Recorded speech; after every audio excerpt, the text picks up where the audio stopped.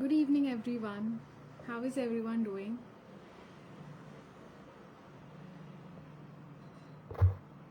I'm just going to invite people.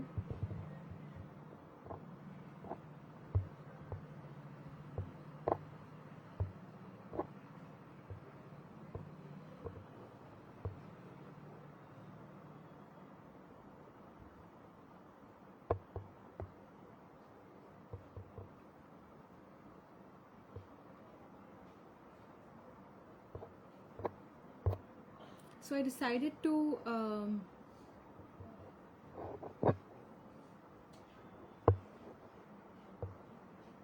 talk about the batch flowers and introduce them because there are a lot of group members who are not aware and they are not very familiar with what exactly batch flowers are. As my conversation with Mitali. Okay. Good evening, Kupuraji. How are you doing? How was your month of February?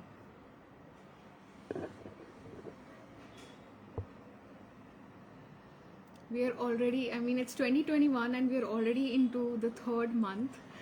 Time is moving very fast.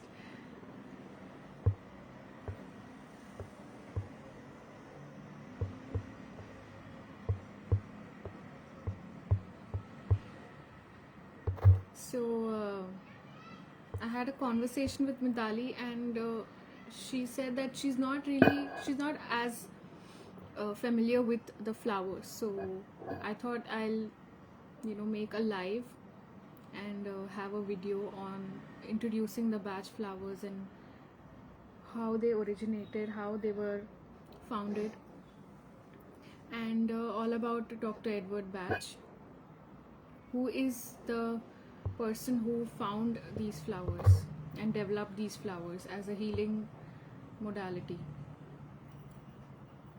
as we now know it.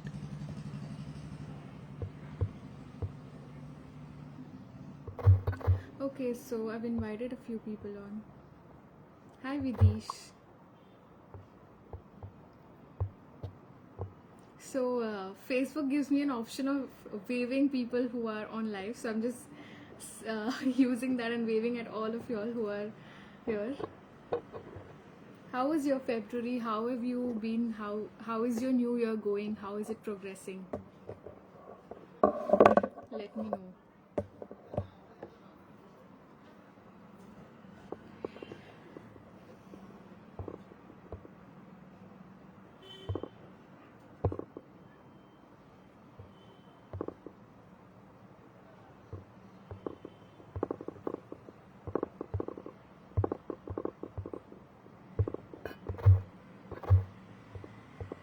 Okay, so let me dive straight into batch flowers, introducing batch flowers. At any point, I will refer my notes because I'm not 100% up with the facts of all the ways and all the. Hi, Veena ji. So I will keep referring to my notes because of the years. I want to be, I don't want to goof up with the years. Okay, so Kupuraji is saying promising. So you mean this year is promising? Yes, definitely. I think it's going to be it's going to turn out well for all of us. And Vidish is saying very well. Can't imagine we are into March already. Yes. Yeah, we are already into March and it's the 7th day of March. Okay, so let me start with the very basic batch batch flower remedies.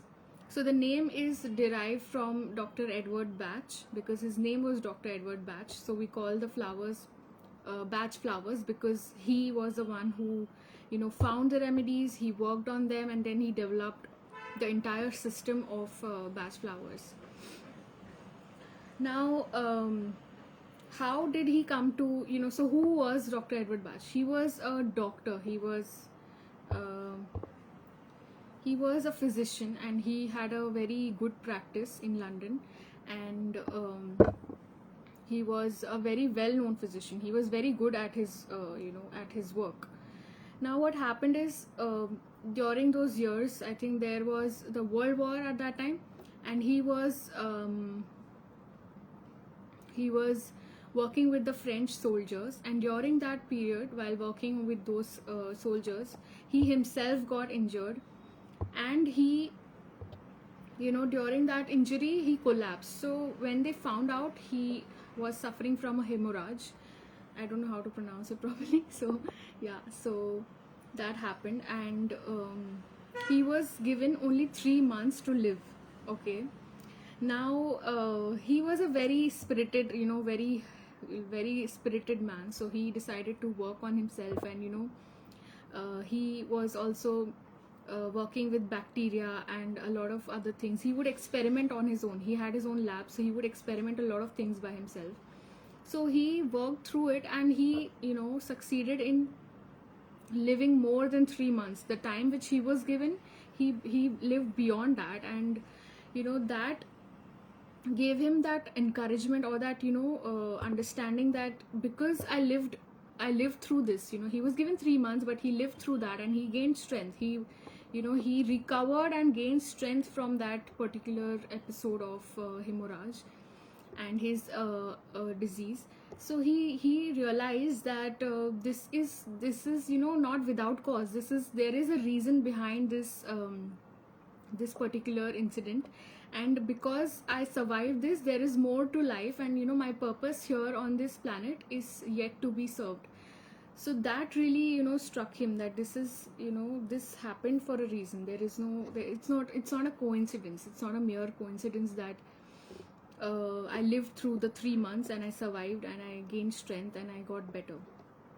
So that led him to develop, and he started looking into homeopathy, and he started studying homeopathy, and he was a doctor. He was an allopathic doctor, but he always had this approach that there's more to a human being than just the disease. So why are we only focusing on the disease of the person? His whole idea was that a human being is not, how normally doctors treat the disease. His idea was treating the person himself, treating the human being, and not the disease per se, because the disease can keep recurring if the person is not healed. So that was his whole idea, and that was a very beautiful idea, and he was way ahead of his times, I would say, because now we know of several healing modalities, and now we work with so many other healing modalities apart from allopathy and homeopathy, or even Ayurveda. We look into several things. There are so many things in this world now, but at that time, in the 1990s, 19s or 1930s, it was a very different world, and generally people only relied on allopathy doctors and all those kind of systems. So he was way ahead of his time, and he was very sensitive. So by 1930s, he almost just dropped his entire allopathy practice, and he went full time into homeopathy, and corresponding, he started finding flowers. And why flowers? Because there's a beautiful thing I read. Because why flowers? Because they are the most developed part of a plant, of a tree. Because a flower, and it's also beautiful in the sense that it is it's the most attractive and beautiful part of the plant, and it's the most advanced part of the plant. So that that was his idea behind looking into flowers. So I think that when I read that was really amazing, because we don't think about these things in general when we're living. We don't think about so many aspects about trees or plants. He was a visionary, I feel. So he worked with flowers, and then he started looking into flowers, and I think between the time from 1930 to 1936, he found all the 38 flowers.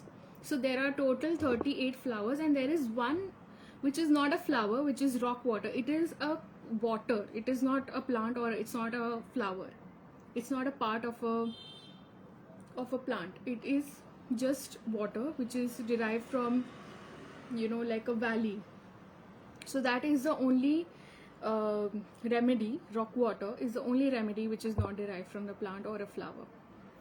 So so how he developed these into, like essences, in the sense that how did he bottle them, was how did he get the healing substances in, for consumption, was so one is the sun boiling method, which is like he put bowls of flowers.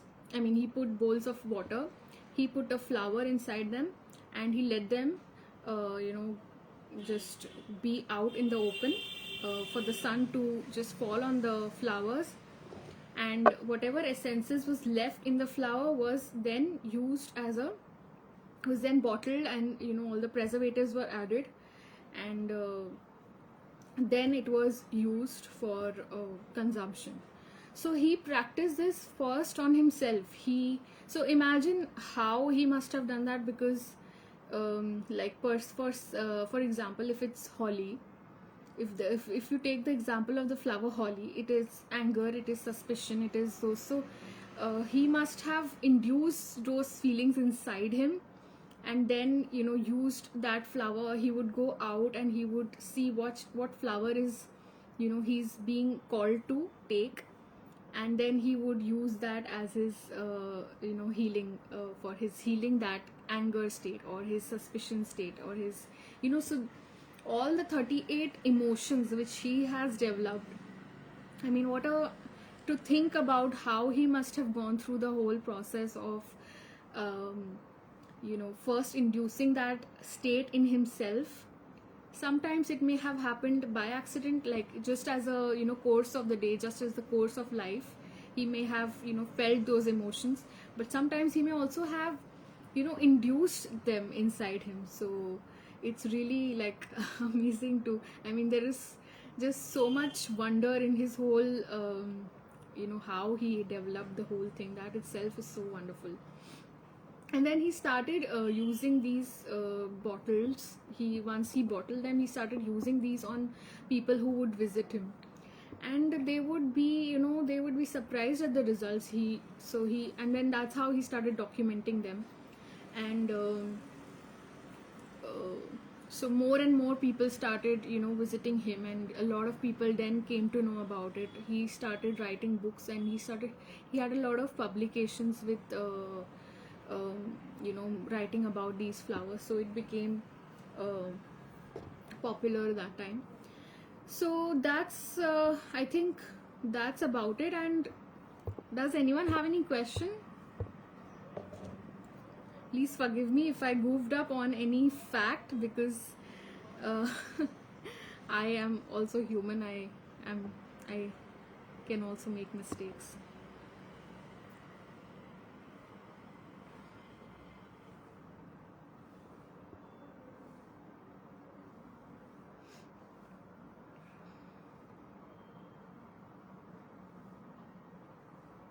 So the Batch Center in England now is just an education center, and the responsibility of preparing the remedies is given to Nelson's. And now, I mean, that time it was, I mean, the last was like when the demand grew for the flowers, it was given, the responsibility was given to Nelson's, which is a company, and so they started making the remedies. Now, of course, a lot of other companies make it abroad, and in India we have the homeopathy companies making these remedies, which are direct to, like, we can use them directly as it is. We don't have to prepare a separate bottle. Like, I mean, we just get the bottle and we take that remedy. We don't have to dilute it or use preservations, because they're already diluted in diluted form.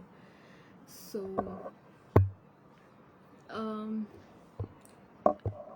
I can see Vidish and Kupuraji. Do you have any questions?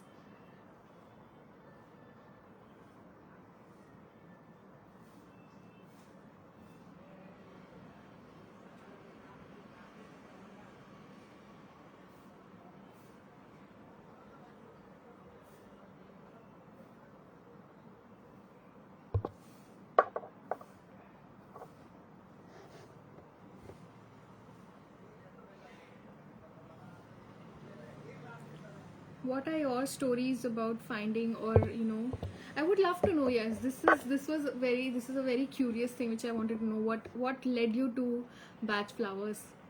If all of us can share that, because my experience with Batch Flowers, like how I came to know, was through a healer. She told me to use 2 Batch Flowers, and I went crazy with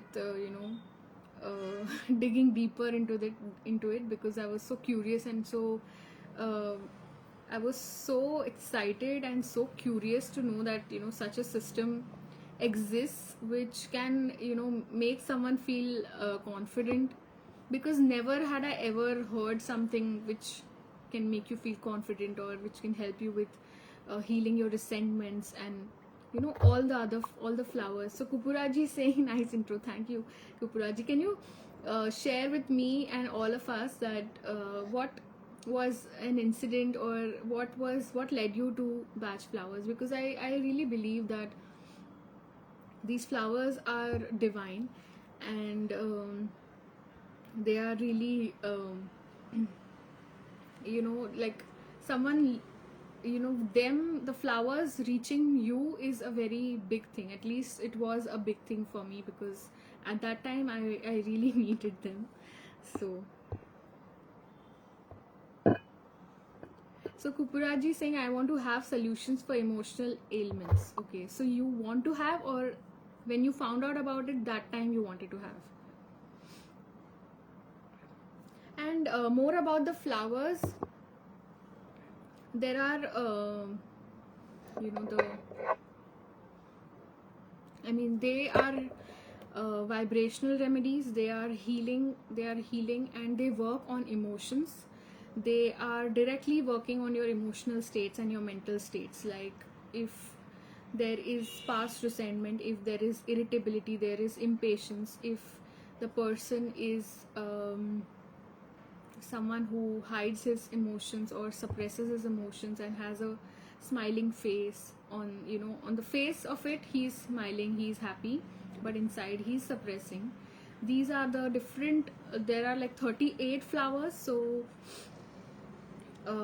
these are, just a few which I can speak about, but you can always read more. So there is a 2 or 3 part series, I think 3-part series on YouTube. I will share the link on this video, all the links.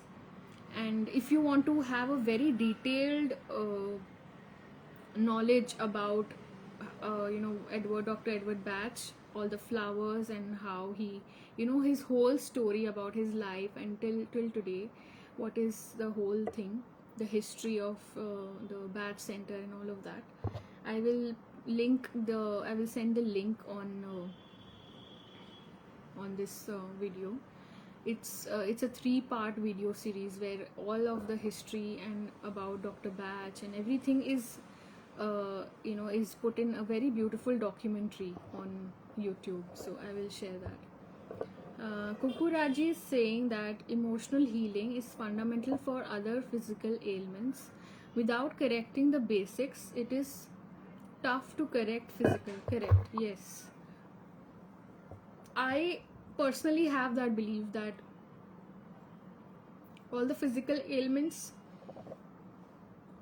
have manifested. It is only it is a physical level, which is the body's way of showing you that there are certain parts of you which may have not been healed at that level, at an emotional level, at a very subtle level, and that is why it has grown into something which is very, very physical, which is very, very evident in the physical body.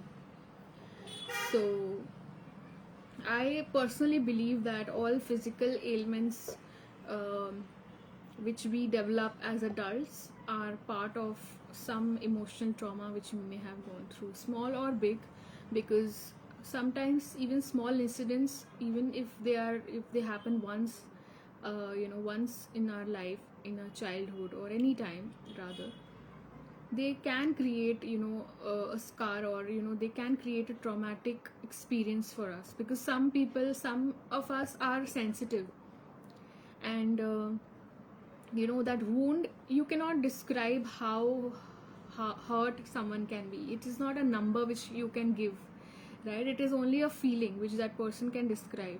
We cannot give a number that this is this is the trauma, this is the amount of, this is the number of traumas, or this is the amount of trauma I felt. You can only feel it. So at that level, that is different for everyone, and even a small incident can create a big repercussion, to say, for the person.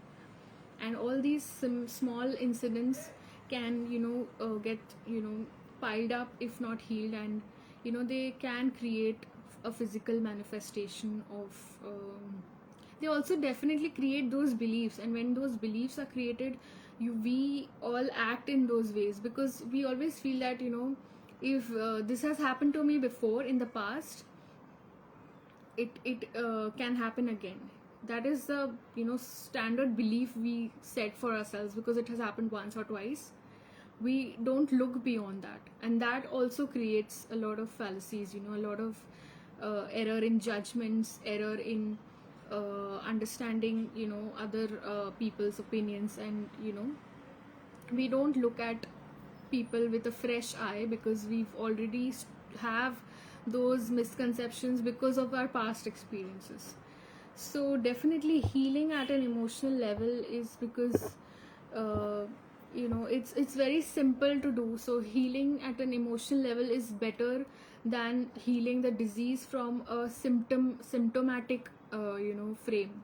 Because when you're healing through allopathy, it is a symptomatic approach. Whatever the symptoms are, they heal, the doctors heal from the system of symptoms. They don't heal from inside out, they heal from outside in, which is, in my opinion, may not always be the correct approach, or rather the correct way to heal a person. Because if a person has dealt with so many traumas, then those symptoms are only a part, like I would say just a small percentage of what is in, what is being seen outside, what is the outside the things which can be seen in our blood reports, or in our all the x-rays, or our all the pathological tests we go through.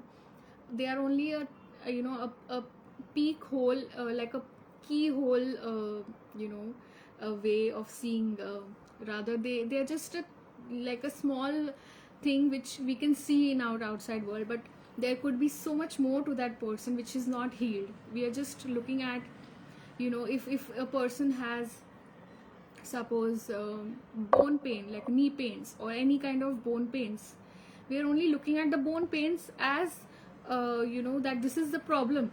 But what could be more is behind and is inside the person. There is no inside out approach, there is an outside in approach, which may not lead to a complete healing. I would say that it can be healed, I won't say that it won't, because I'm not I cannot say that, because I'm sure a lot of people may have healed, but it is not a complete healing. So I would say for a complete healing, an inside out approach is always the best one. Yes, so yeah, exactly, Kupuraji, tip of an iceberg, correct. That's exactly what I was trying to reach for. Sometimes I run out of words, so thank you for the phrase. So Kupuraji is saying, why Bach flowers? They deal with subtler part of human system. They work in our energies, and I believe on that. Flowers do have the quality to work on these energies, and I see Dr. Bach as a noble person to discover. Absolutely. Bach flowers deal with the subtler part of human system. They work with the emotional body, because we have several bodies. We are not just a physical body. We are also our emotional body. We are also our our higher self, and we have our inner being, which is popularly called the soul. So we exist at different levels, and Bach flowers work on the emotional layers. And then that healing is absolute. That healing cannot be like it cannot shake. That system of healing cannot shake. It cannot. That is my personal opinion again. Um, so that's all about Bach flowers. If you have anything you want to ask, or maybe share about them, or anything you want to ask, then please do so.